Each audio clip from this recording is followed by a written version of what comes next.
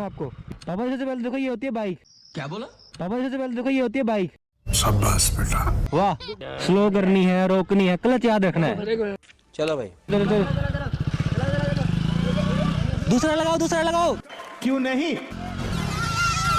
दूसरा लगाओ, दूसरा लगाओ, लगा दिया दूसरा। क्लच दबा के, क्लच दबा। रोकी क्यों यार पापा जी? वाह पापा जी ने चला ली, पापा जी ने चला ली। वाह वाह वाह।